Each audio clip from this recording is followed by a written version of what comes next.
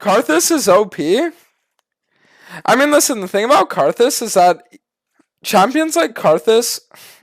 Let me explain this, because this is something a lot of people don't get, right? Champions like Karthus, champions like Nunu, champions like Zillion, champions... Any enchanter, right, included. They're all champions that are OP, merely based on the fact that they're elo inflated. So this is a topic that I bring up a lot, and it's like, what is elo inflation? Let me explain. Elo inflation isn't a champion being strong, or a champion not being strong, or a champion being overtuned. That's not elo inflation. Because even if a champion is strong, it still requires you to get leads in order for you to maximally like activate that champion, right? So what do I mean by that? Imagine Draven is extremely OP. You still need to be able to play the game in a way where you're going to be 1v9 on Draven for you to win the games, right? So you're going to need to get a lot of kills, you're going to need to do a lot of things like that, right? But the reason why I would say that champions like Karthus, Nunu, and any enchanter in the game are elo inflated is because these are champions that don't have to obey the same laws of League that every other champion has to obey, right? So what do I mean by that? Every other champ obeys the law that if you're playing really well and you're really far ahead, you're worth this X amount of impact, right? And if you're behind, then you're worth significantly less. Karthus is always worth the same, because he can just ult when he's dead, so he doesn't give a fuck if he dies. Champions like Nunu, they don't care about farming, they just spam gank, right? Champions like Zillion, he's just an ult and E-bot anyways, right? So that's why champions like these are genuinely inflated. The way they're played makes it so you don't need to care about the things that every other champion in the game has to care about. That's why champions like Katarina or Hecarim or Kayn or fucking Draven will never be elo inflated. But even champions who are weaker, like Nunu or Karthus, always will be.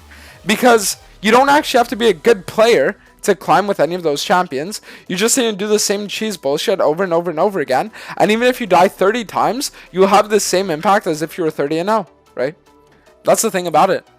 And that's what I always talk about. That's why people are like, dude, is this champ elo inflated? Is that champ elo inflated? Ask yourself, can they do the same thing if they're 0-20 that they can do it if they're 20-0, right? And then if the answer is yes, then they're elo inflated. If the answer is no, then they're not elo inflated. When you say tank supports are the same because if they land their CC, champions like Leona, sure. Sure, I'd agree with that. But the reason why I would be a little more apprehensive of agreeing with that is because champions like Leona, champions like, let's say, Braum, champions like, let's say, Nautilus, right?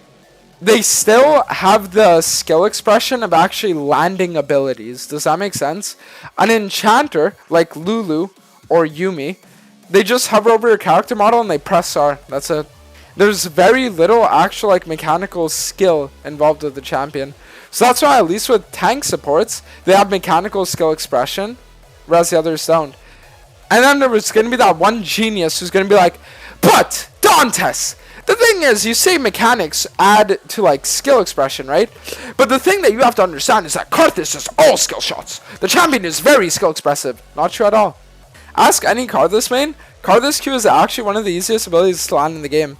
There's a reason why Karthus is legitimately one of the best champions to play on 100 ping.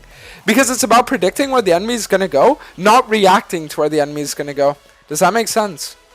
Karthus Q isn't about reaction, it's about prediction.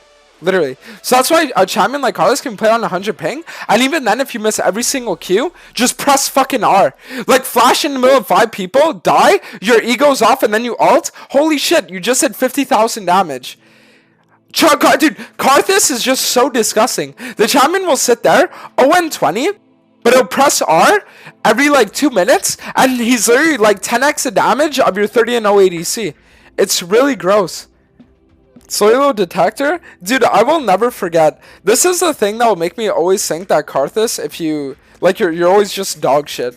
Even if you're high-low Karthus OP, I don't care, I think you're dog shit. And this is why. When I was playing in preseason, I would play versus Stevens every game. The guy would go Emax Karthus, go 20 deaths every single game, and he would have 60,000 damage every game. He would just walk up int, 1-20, highest damage on his team. Disgusting. I saw, like, how can you ever respect a Karthus player's skill, if there even is any, right? If they just sit there and they just int 20 deaths, but they're still top damage no matter what. It's the most like toxic, disgusting playstyle, genuinely. Dude, you main Hecarim, you can't say anything. Yeah, but Hecarim actually requires movement. Hecarim, if I die, I can't do anything. So I need to not die, and I need to maximize my amount of impact while I'm alive. Karthus, flash into 5 people, die, fucking press R, holy shit, you won your team the game. Like, you genuinely have to be, like, no cancer, retarded, if you're gonna have a negative win rate on that champ. I just don't understand how it's possible, right? Like, in-game, how can anyone that's in full possession of their mental capabilities not have a positive win rate on a champion who can just flash into 5 people with Eon and then just press R and 1v9? You know what I'm talking about? It's just like... But Hecarim is cancer easy too, no? How do I explain it to you? Champions will have one of 2 mechanics, okay? A champion will have a champion-specific mechanic, and a champion will have a mechanic that can be applied to all champions. Let me explain. Take a champion like Twitch, for example. If you're playing Twitch, the amount of damage you can get off doesn't depend on like when you're using your E or things like that. It depends on your movement with your clicks and how you're making it so that you can... When you're playing a champion like Twitch or a champion like Hecarim, your damage is in your movement and your spacing and how you're target selecting, right? So that's why a person, for example, that mains Hecarim or Twitch would have a much easier time playing another champion than a guy who one-tricks, let's say, Rengar or Riven. And the reason why is because when you're learning Riven, right, you're learning Riven. You're not necessarily learning like trading or like things like that. You're learning how to play the game as Riven. But when you're playing the game as Hecarim, it's like you're playing the game as Hecarim, but there are things that you can take from Hecarim and you can apply to champions like bel'veth or Kindred or Udyr, right? Like I do. And that's how I can have a positive win rate on all these champs as well, because I have a very good base level of mechanics, because my champion does not have a lot of champion-specific mechanics. But champions have a lot of champion-specific mechanics, they're fucked. Right? Why do you guys think Hums role swap to mid and he's doing really well? He can drop like 20 kills on Sylas after 2 weeks of playing the role. Why do you guys think that is?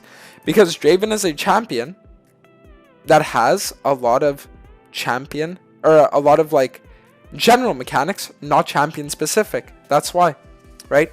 Whereas if you were to take in like an ADC main who mains, what's a good example? Maybe like Lucian, for example, right? If you were to take a Lucian one trick, I feel like they'd have a much harder time than a person who's like a Draven one trick, right? That's the thing about it. Caitlyn, Ashe, Jhin. Okay, yeah, Kate's a good example. Kate's a good example of a champion who I think if you one trick that champ, you'd have a pretty hard time getting used to like other things. But people main champions like, let's say, Sivir or Draven or Twitch, they would have a much easier time. Do you ever feel like Kindred IRL? I mean, sometimes when I go out in public, like to the mall or things like that, I don't go that often, right? But like rarely. What I'll do sometimes is I just like choose one person, and then I try like following them without them like realizing I'm like trailing them, just to see if I'd be like good at it if I ever needed to do that. So I just start like following them and stuff and like hiding behind like things if they ever like look around, and usually they don't like catch on. In the video game, obviously. Talk for this. Could we look for a little kill on the Sylas? Only if he uses his combo.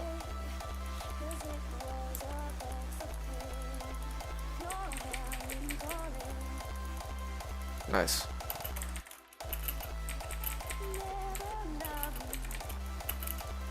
Well, the good news is we also get All-Star Ignite. So that should all balling win even harder.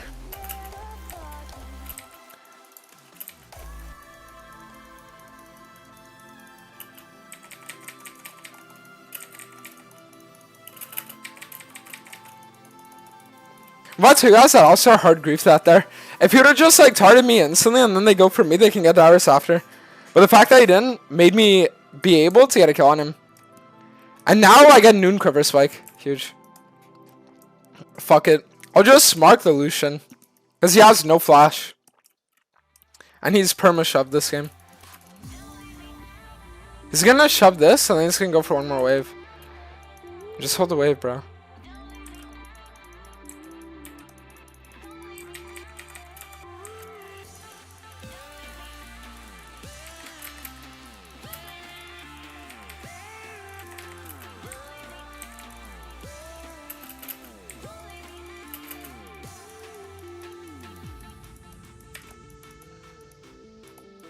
Turn. We can turn. Go.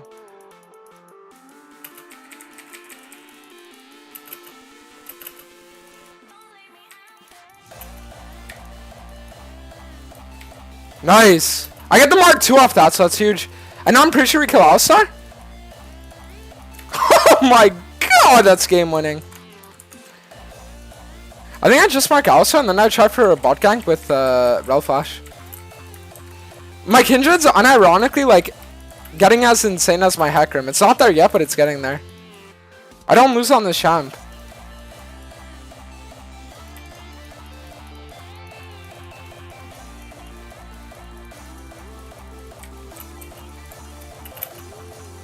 Good.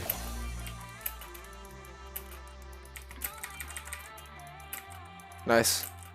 Pretty sure I just get All-Star for free now.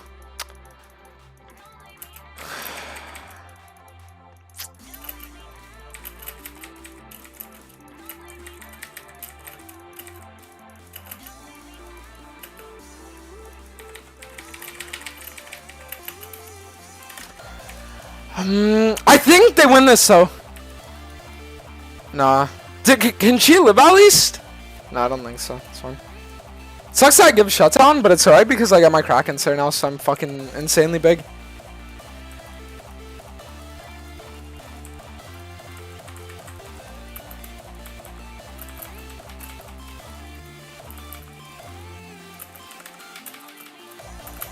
Good.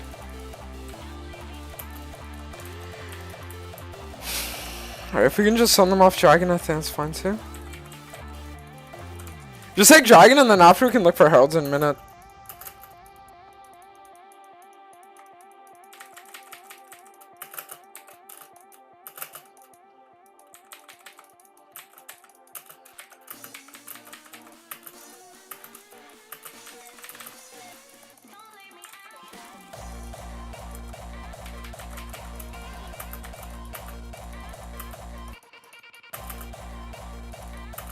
Whew.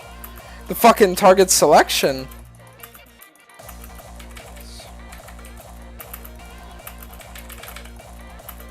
Oh! And we live! Nice. Holy shit. What a fucking play, dude. Not too fucking shabby. A little pentakill on the Kindred for you guys. You know what I mean? It's like a little pentakill on the fucking Kindred for you guys.